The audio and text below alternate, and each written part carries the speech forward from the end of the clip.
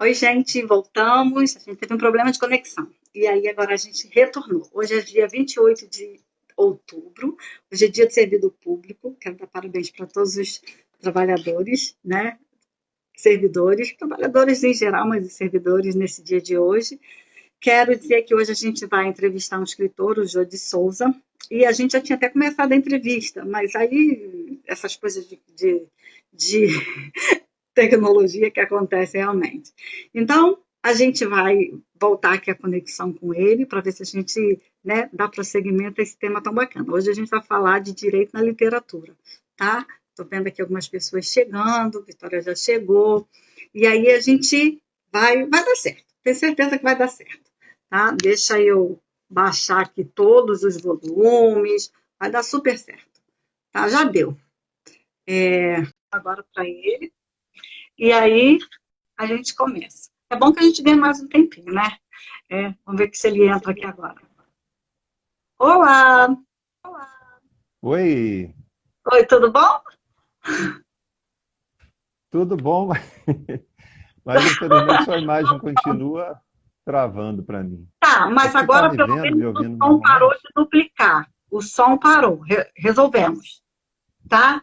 E a sua imagem não está congelada. Tá ótima. Então, quem está vendo a gente, está vendo normal, tá? Aham. Então, tá bom.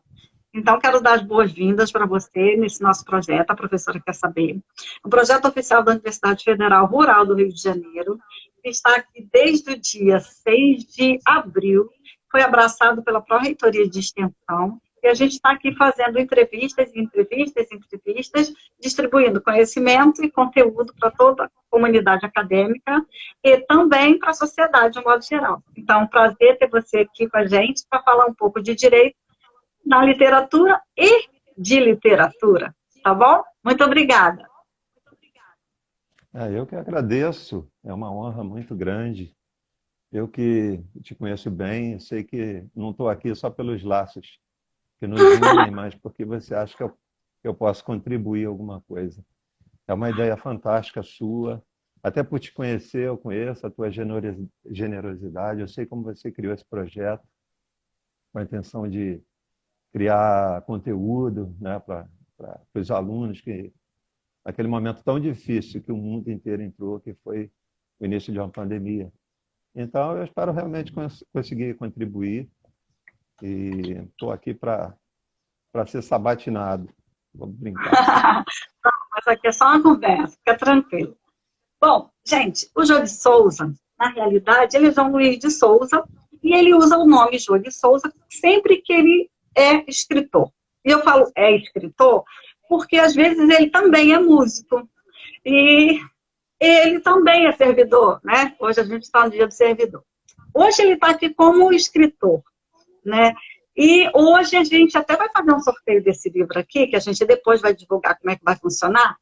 E ele está aqui porque ele tem, ao longo da sua história, né, de vida, ele tem se dedicado à literatura e ele também tem esse laço com o direito, porque é servidor do judiciário, porque é bacharel em direito. Então, tivemos essa ideia de perguntar sobre o direito na literatura, que eu acho, assim, que algumas informações bem relevantes podem surgir.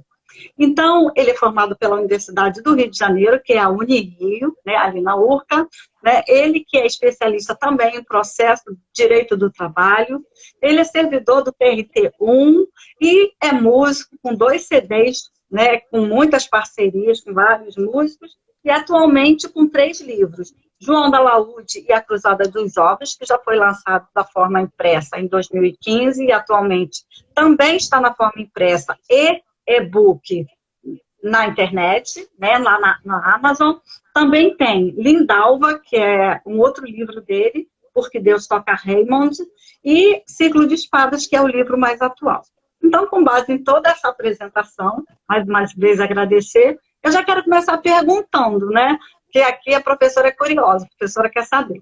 Então, como é que você percebe, Jô? Vou te chamar de Jô, Jô de Souza. Como é que você percebe a presença do direito na literatura, já que você tem a literatura de perto? Como é que você percebe o direito na literatura? Eu... Primeiro, deixa eu brincar com essa coisa de a professora quer saber que isso é intimidatório, né?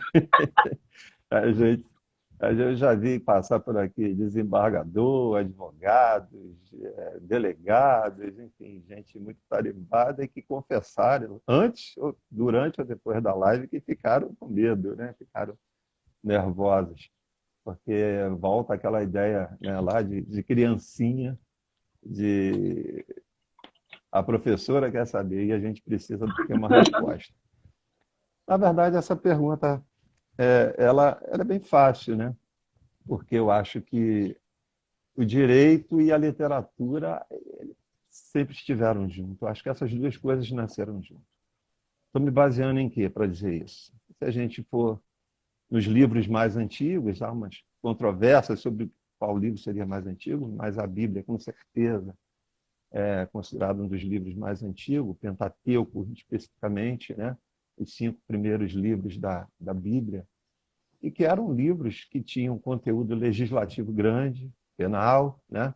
E tinham códigos de comportamento, códigos morais, eram também livros históricos, né? Mas o conteúdo legislativo ali, inclusive a própria exposição de motivos, né? Para usar o nosso jargão do direito, né? Que a gente vai sempre encontrar em todas as leis, a gente vai encontrar logo ali no Pentateuco, logo nos primeiros 5 livros da Bíblia. E eram narrativas escritas, né? Que para ser literatura, em princípio, teoricamente, tem que ser escrito. E se admite que foi escrito por Moisés. Se admite também que Moisés é um personagem que realmente viveu, não é um personagem fictício, como alguns, inclusive, bíblicos. Acredita-se que seja Jó, por exemplo, que é um livro muito poético, né? Um livro belíssimo, né? O livro de Jó, um livro belíssimo, um livro é literatura pura, o livro de Jó. É quase uma tragédia, né? É quase uma tragédia grega, o livro de Jó. Mas aquilo já estava junto, já estava ali, o Código de Hammurabi, né? Que a gente vê de uma certa forma assim, no direito, en passant, nem que seja ali no comecinho. Então, todo esse arcabouço jurídico que a gente tem no começo da sociedade constituída, a gente já caminha junto com a literatura. Então, a literatura e o direito, eles sempre estiveram juntos. Eu falando isso, eu me lembro até de uma figura que eu aprendi com você, que é aquela banda de Mébius, Moebius, eu não me lembro bem a expressão, né?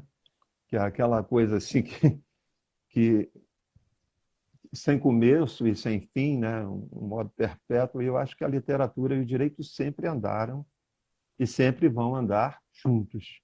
Então, eu acho que literatura e direito são, eu diria, faces de uma mesma moeda. E assim como algumas coisas se separaram ao longo da história, se a gente pensar em química e alquimia, astrologia e astronomia, né? A mulher foi retirada, né? A Bíblia diz que a mulher foi retirada do homem, a nossa melhor parte, por isso a gente passa a vida correndo atrás da nossa melhor parte. Se a gente pensar nisso, eu arriscaria dizer que literatura e direito começaram juntos. Começaram juntos esses dois expoentes de saberes tão importantes para a gente.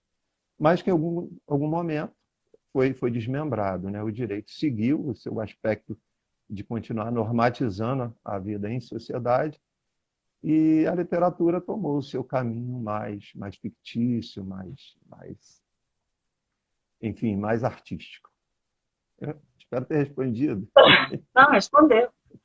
Eu quero aqui pontuar, né, e agradecer a presença aqui de vários amigos que eu estou vendo aqui, e doutora Cláudia Marça, doutora Dalva, professor Fábio, Nossa. Érica, Patrícia, amigos queridos. Alain, Thaís, Manuela. Eu estou vendo aqui a Mariluze.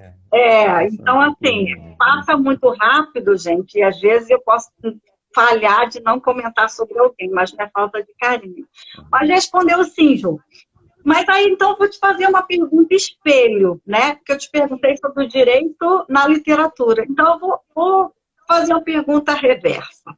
Por quê? O curso Certo. de Direito, ele é um curso que ele tem muita relevância social, né? Do curso de Direito, do curso da formação de bacharel em Direito, nós temos os juízes, os magistrados, os servidores, né? Nós temos promotores, procuradores, são muitas profissões que elas resultam daquela mesma formação, da mesma formação, que é o curso de bacharel em Direito, né? O curso de Direito, ele é um curso muito rico, Certo. muito denso. E aí, eu Sim, te sim. pergunto, eu, por exemplo, tive na minha grade curricular, eu tive no meu processo de formação acadêmica, direito romano, sou das antigas, né?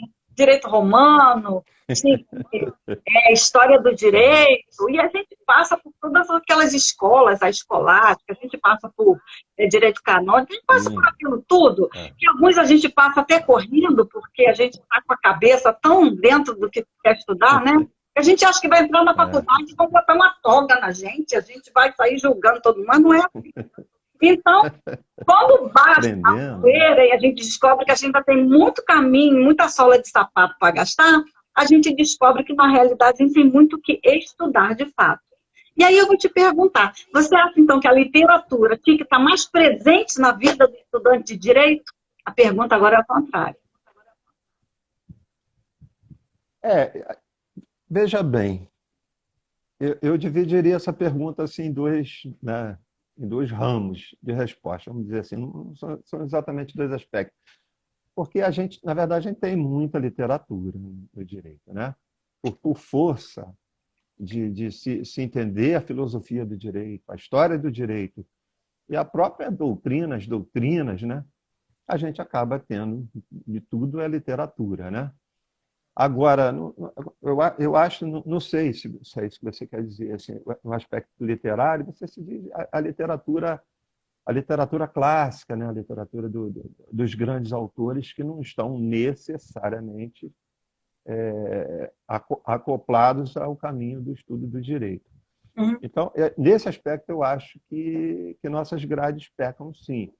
Nós temos grandes autores, grandes doutrinadores que nos oferecem verdadeiras obras literárias, né?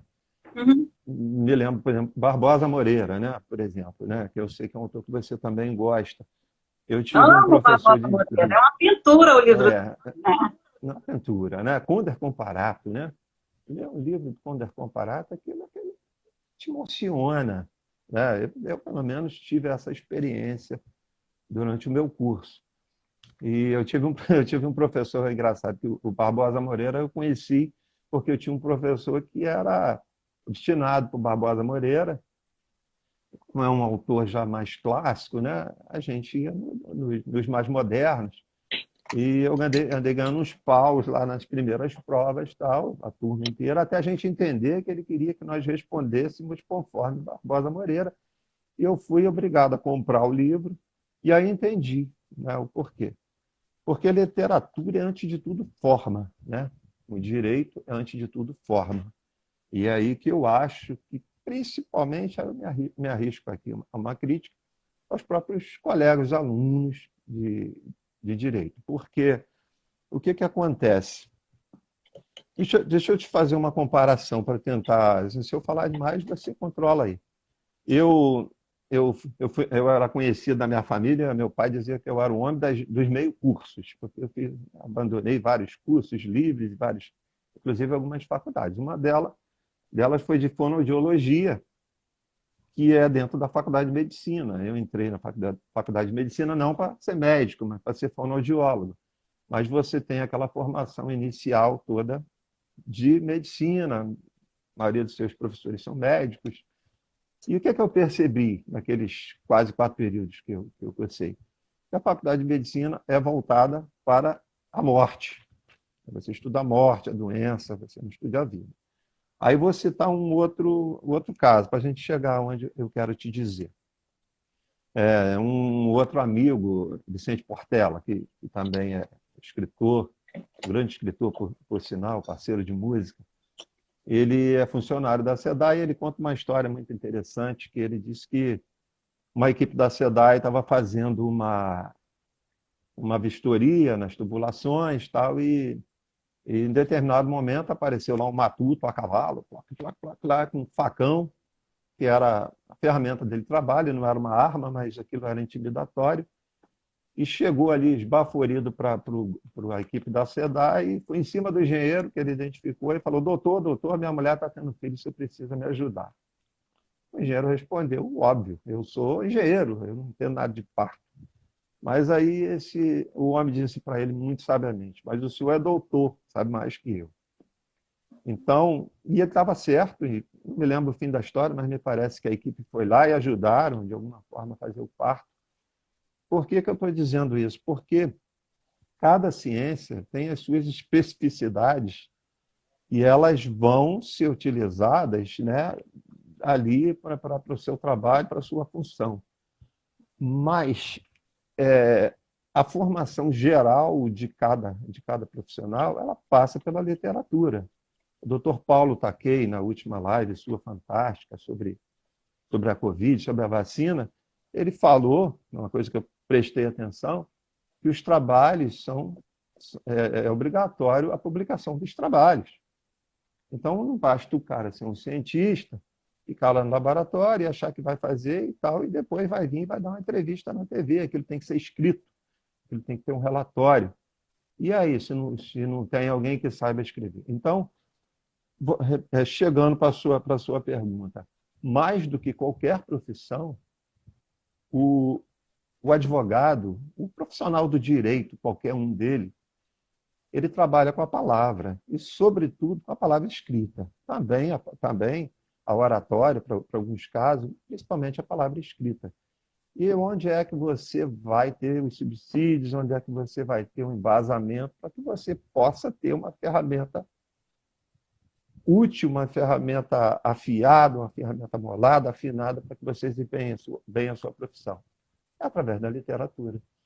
E aí a gente peca, né, as faculdades pecam, porque eu me lembro de diversas disciplinas que nós tivemos nas grades, que seria dispensável. Mas nós podíamos ter 2, 3 períodos de literatura mesmo.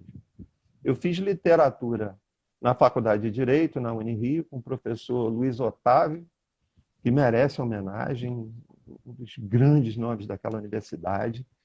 E, infelizmente, eu não tive como avisá-lo dessa live, porque eu pensei justamente muito nele. E ele nos deu foi em forma de seminário, uma cadeira que se chamava Direito e Narrativa Literária. E que eu tive a oportunidade de fazer um trabalho sobre Antígona, o que foi fácil para mim, porque eu já tinha passado também por uma faculdade de teatro e conhecia bem o tema tal, e sabia do quanto tinha de jurídico naquela tragédia. Então, eu tive esse contato por iniciativa dele, não era uma matéria que constava da grade do meu curso de Direito. E eu achava que aquilo deveria ser obrigatório, não só aquela, mas 2, 3 períodos, para obrigar o aluno a ter contato com o texto de Shakespeare, né? Mercador de Veneza. Aquilo ali, o cara vai aprender contrato. Eu penso assim, no Mercador de Veneza, o cara vai aprender contrato melhor do que em qualquer doutrinador do assunto. Eu penso. Porque ali, quando tem o filme, né? Mas no próprio livro, no Alto da Compadecida, né? O Suassuna também aborda esse mesmo aspecto, que é aquele contrato: eu te empresto um dinheiro, se você me devolver, eu vou arrancar o naco de carne das suas costas. Aí, quando chega em cima da hora, né? O que eles alegam? O que o pagador alega? Espera aí, no contrato está dito, e aí tem um advogado, né? No caso do Alta Compadecida, acho que era o João Grilo, né? Aquele mais engraçado, que ele diz: você não pode arrancar o naco de carne porque o contrato diz que só você vai arrancar só o naco de carne e não pode sair sangue. Eu acho que eu, pelo menos como aluno de direito, eu entendi ali a importância de se ler, né, um contrato, de você olhar nas entrelinhas, e daí que não se deve nunca assinar um contrato sem consultar um advogado, né? Porque o advogado é que percebe as artimanhas, percebe, né? E, então, eu acho que a literatura ela vai te dar esse cabedal, a literatura vai te dar essa reflexão, né? Você, o curso de Direito, por ser um curso profissionalizante, ele cria uma ansiedade até bastante compreensível no nosso país, em que as pessoas precisam trabalhar, né? Mas eu via muito essa aflição. Eu tive essa felicidade que eu já era funcionário do judiciário e pude estudar numa universidade pública. Então eu estava um pouco mais tranquilo, mas eu via a ansiedade dos meninos que precisavam a todo custo ir para o mercado de trabalho. E quando armavam um estágio no segundo, terceiro período, já estavam valorizando mais o estágio do que o próprio trabalho. E acaba virando um rabo lá, né? Porque vai escrever aquelas feições horrorosas, né? Não vai ter uma fundamentação. Eu no judiciário trabalhei no protocolo, distribuidor, tive várias passagens por funções diferentes, fui oficial de justiça, quer dizer, muitos processos passaram pela minha mão, muitas petições. E a gente via desde obras de arte até verdadeiras atrocidades, né? Do juiz ter que despachar. Veio o seu advogado esclarecer o que quer, porque ninguém conseguia entender o que ele queria. Então, isso acontece por causa de quê? Porque o cara não sabe escrever, e não sabe escrever porque não aprendeu a ler, né? Porque você tem que ler. Você tem que ler. E você não pode se ater a livros de direito, né? Como eu disse, eu falo muito. E aqui a Cuidado nossa comigo. hora boa, nós já estamos em 5h28, né? Mas pode deixar. Nossa Senhora. É. Caramba. Mas, dadas as suas respostas, eu vou te perguntar algo exatamente dentro dos seus livros, dentro das suas obras. As suas obras, elas são contempladas por personagens que, de alguma forma, exercem o direito?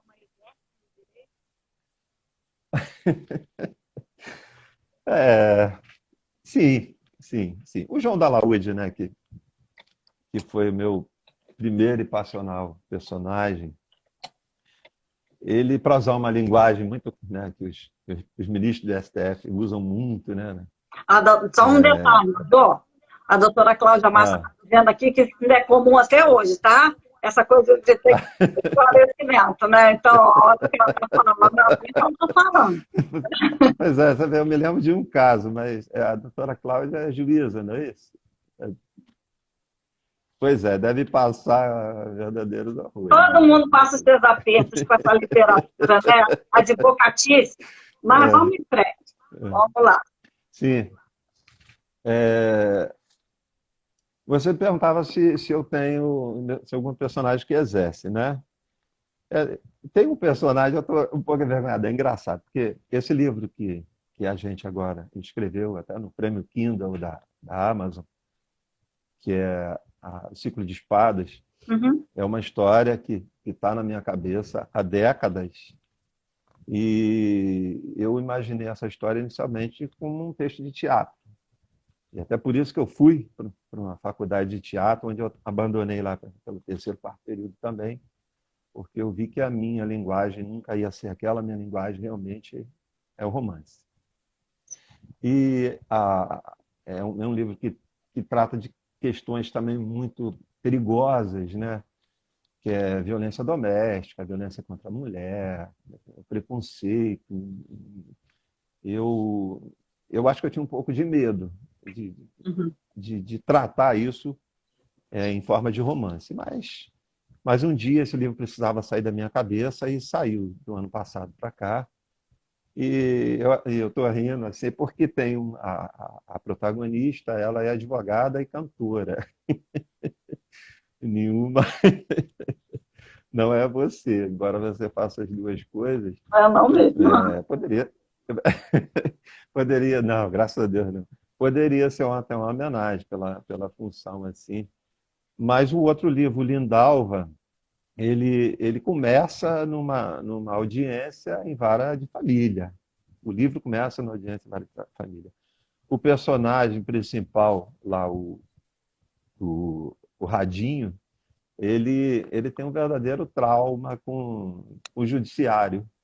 Assim como eu tenho trauma com dentistas, ele tem Aham. trauma com o judiciário, porque ele era empresário, e aquela coisa que eu vi de vários amigos empresários, que a justiça é pró-trabalhador,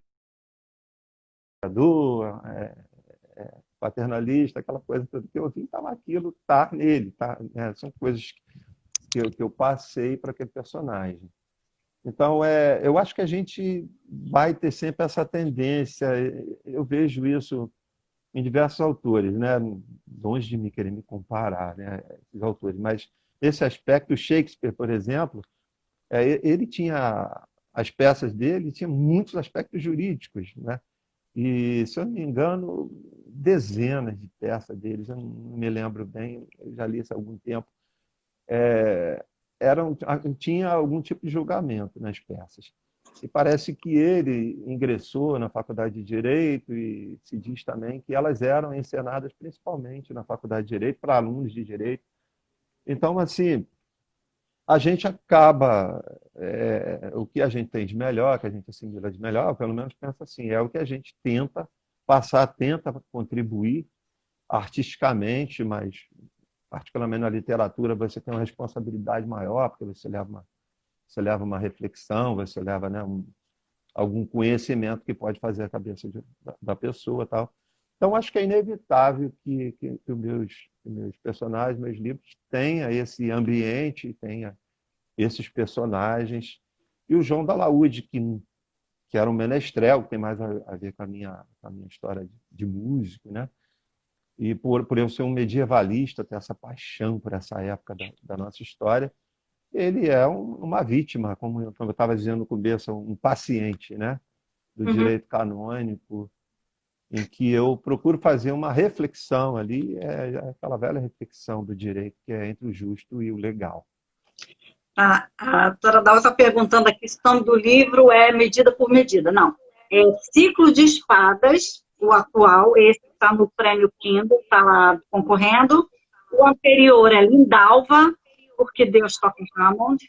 E esse aqui, João da Laúde, A Cruzada dos Jovens, que também, é, que também já esteve publicado com essa capa, e agora tem duas capas, porque tem uma versão em português e uma versão em inglês, né? É o John DeLutte, não é Isso. isso? E Uhum. o João Isso. da Laúde, A Cruzada dos Jovens, que está com outra capa diferente dessa, porque mudou a editora, né? Então, são Isso, essas isso. obras. Uhum. Bom, mas a Uhum. gente percebe, a gente Isso. que conhece a sua escrita e a sua obra, a gente percebe que, assim, ou você está, existe uma distância temporal e de época muito grande no seu trabalho, porque ou você está na Europa na Idade Média, ou você está no Rio de Janeiro, né, contemporâneo. É, Então, assim, é. é tudo ou nada, é 880. Então, eu queria te perguntar, por que você trabalha com épocas tão distintas? Né? Épocas e também locais tão diferentes, né? Porque não é Idade Média aqui, eu sei porque não é, porque aqui não tinha nada, mas assim, por que exatamente essa alocação temporal, né, e espacial das suas obras? Realmente, para Regina, ser por favor, honesto, um alô pra gente. para eu ser honesto com você, eu tenho que te dizer que não sei, né? Porque as histórias, eu não sei como é com outros autores, né? Posso falar de mim. Elas nascem assim, é um, como eu diria, é um fiozinho de inspiração de algo que surge, pelo menos comigo é assim. Eu não começo um livro pensando onde vai dar. Aquelas histórias, essas histórias vieram na minha cabeça. Eu tinha uma vaga noção dos personagens quando comecei a escrever, e ao longo de décadas escrevendo e reescrevendo as mesmas histórias, eu fui achando a forma. Eu acho que era isso. Como músico, eu sei a importância da repetição. E eu acho que escrever não é diferente. Agora, o porquê de ser assim, essas histórias vêm e elas acontecem assim, na minha cabeça de um jeito como se eu contasse uma história que realmente existiu, né? O João da Laúde, por exemplo, né, que foi basicamente a minha primeira inspiração, eu vi aquilo tudo. Vamos usar uma expressão, né? Os evangélicos diriam uma inspiração de Deus, do Espírito Santo. Uhum. Os espíritas diriam mediunidade, né? Mas eu chamo simplesmente de inspiração.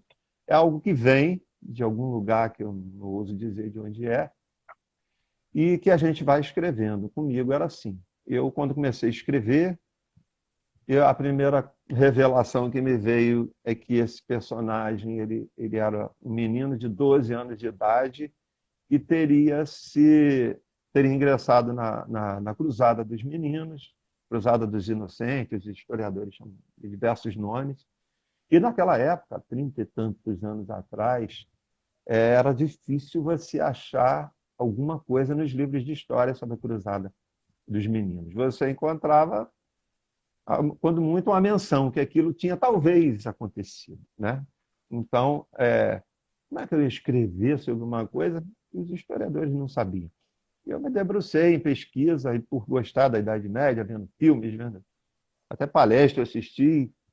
Então, fui me criando uma bagagem sobre a época, o que me enriqueceu escrever sobre o período. Mas o personagem em si, ele já tinha vindo com todas as suas características, o seu interesse por magia, o que era magia de verdade, né, naquele período, né? Hoje a gente tem o Harry Potter com toda essa força, com essa felicidade que as crianças encaram, e, no entanto, naquela época as editoras não acharam que era um tema muito, muito propício, né, para a criança e tal, e embora fosse um menino de 12 anos de idade, não é um livro para criança, não é um livro infanto-juvenil, é um livro maduro, porque vai trazer diversas reflexões, inclusive do ponto de vista jurídico, legal, do que se viveu na Idade Média e do que a gente ainda vive hoje como consequência da influência do direito canônico em nossas vidas, né? Que era outra coisa que a gente devia estudar bastante na faculdade de direito, né? Então, eu realmente não sei assim te dizer.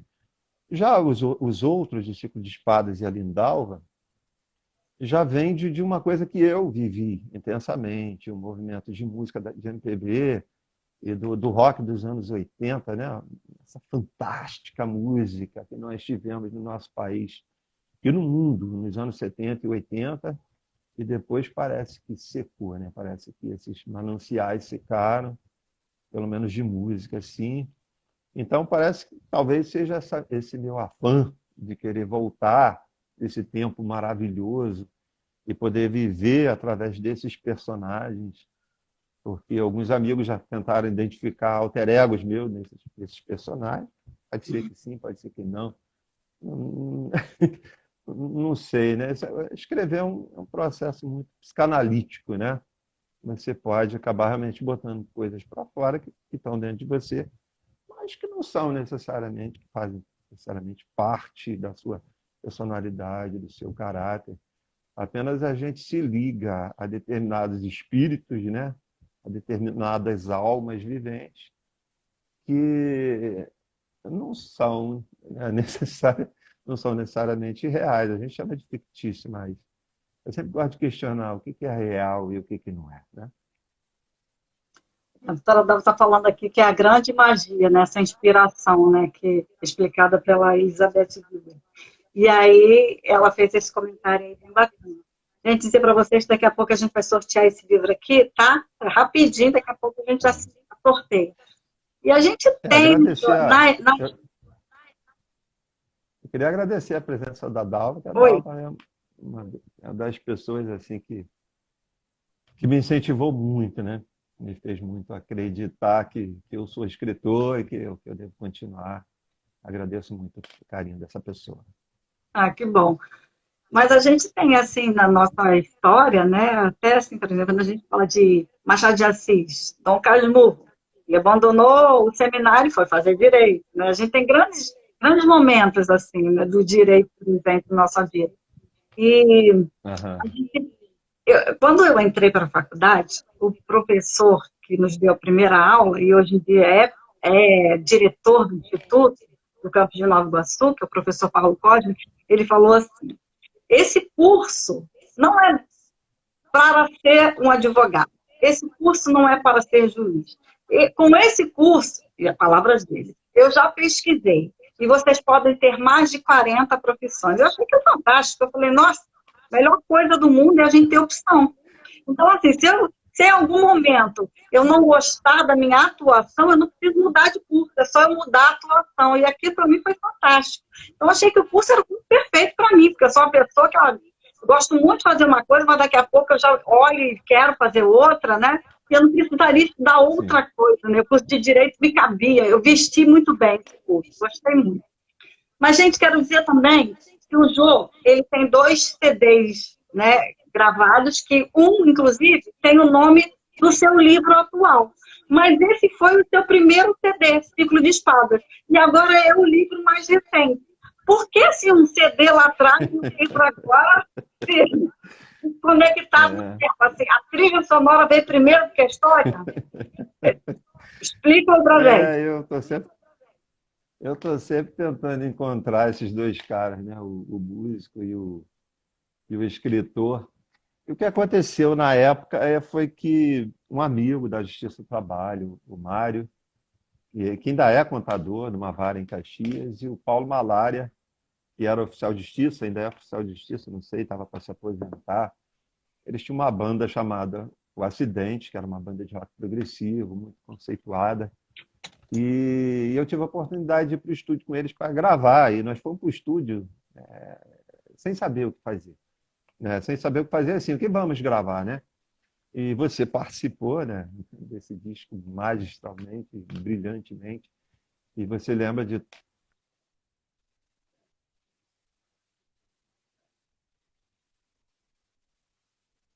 Jô, Embora eu achasse que não estava pronta, mas estava escrita.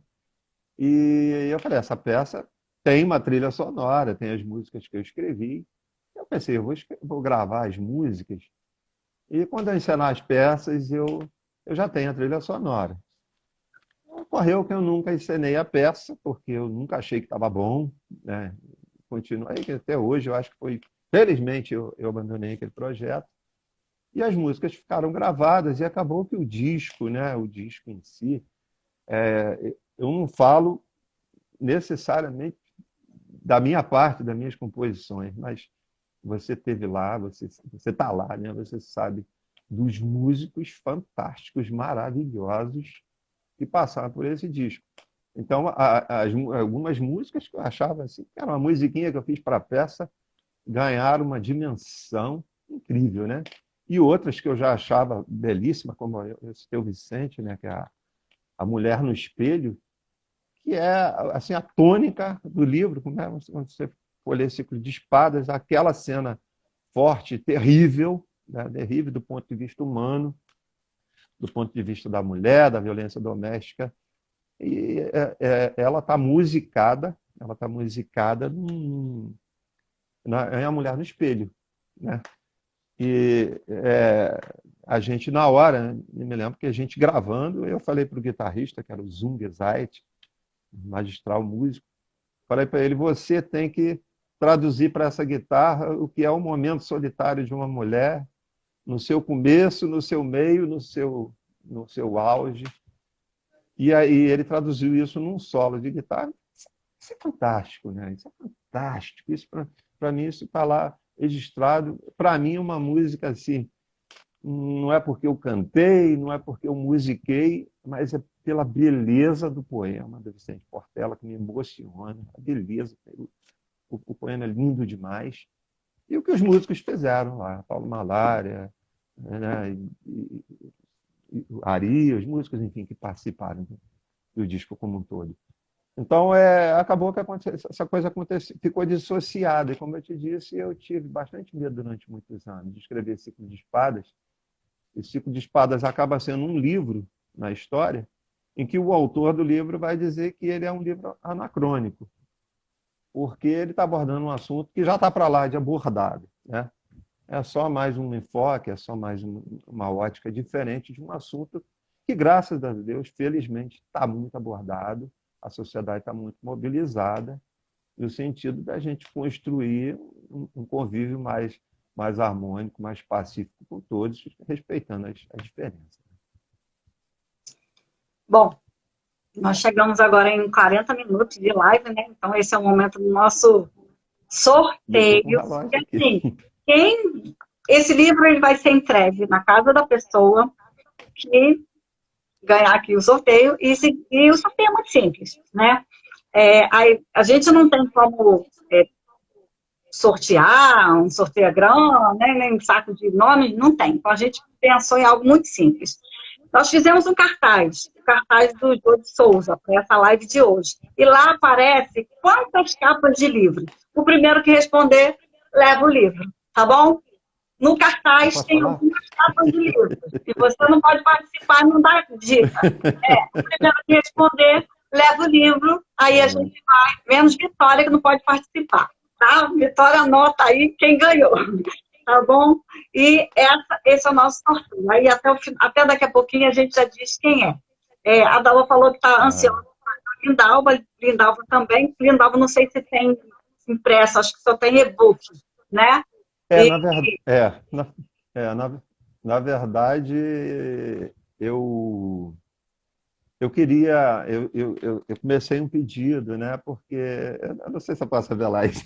Olha, não é três, não é três, então já não ganhou. Não é três. Ah, não é três. Tá. Quase bateu na trave. Então vamos lá. Mas a Dalva, eu encomendei um livro, eu queria exatamente dar um Lindalva para a Dalva, mas infelizmente não chegou em tempo porque eu me enrolei. Como você diz, né? Eu sou analógico. Esse negócio de eu estou aqui, tem aqui um assessor aqui para assuntos. E eu acabei me enrolando no pedido e depois eu vou precisar de ajuda dos universitários para fazer o pedido, para poder o livro vir, porque o livro... A Diolinda Gomes dos Santos acabou de dizer que foram 4 fotos lá e foi ela mesma, tá? Tem 4 imagens. Por quê? 2 imagens são do mesmo livro, só que uma é a versão em inglês desse mesmo livro aqui. Tá? Então existe a versão. Isso cabe recurso aí, né? E a versão. Ela vai entrar com recurso. Tá? Não, ela colocou, ganhou, levou. Gente, a gente está chegando aqui ao fim. Eu quero agradecer demais ao Jô de Souza por ter participado aqui com a gente. O nosso projeto estava precisando de um momento literário. Até conversando com a pró-reitora, todas as pessoas que passam por aqui trazem muito conhecimento. E esse projeto não foi pensado para o direito, foi pensado para a educação também, como um todo, porque o direito é o nosso viés de trabalho. Eu dou aula com a graduação de direito, na pós-graduação também dou em outras universidades, mas a gente quer fazer a educação deslanchar nesse país. E a gente tem procurado trazer grandes nomes, a gente já criou até um hashtag, os bons passam por aqui, né? Passou por aqui é porque é bom, muito bom. Então, eu quero agradecer, dizer para vocês que ele não falou não, mas esse livro, ele é o primeiro de uma trilogia, e aí os outros já estão sendo feitos. Dizer para vocês que ele tem o site dele, que é o www.jodesouza.com.br, quem quiser pode ir lá, pode comentar, falar com ele, quem quiser. E quero agradecer, Jô, por você ter participado. Vou te devolver a palavra por 2 minutos, senão o Instagram derruba a gente. E eu ainda tenho... Obrigada, Dalva, está dando os parabéns. E eu ainda tenho que depois fazer a nossa foto. Então, você tem 2 minutos para as alegações finais, doutor, e a gente encerra a live. Não, só reiterar, né? Que todos que têm passado por aqui, eu acho que eu assisti mais 80 lives suas, né? Já estamos na 90. Da 90, né? Então, eu assisti mais 80, eu achava. Então, que você é uma pessoa muito generosa, eu sei que você criou com esse intuito de formar conteúdo, né, para a comunidade acadêmica, e daí que eu confesso que eu tremia nas bases aqui, né?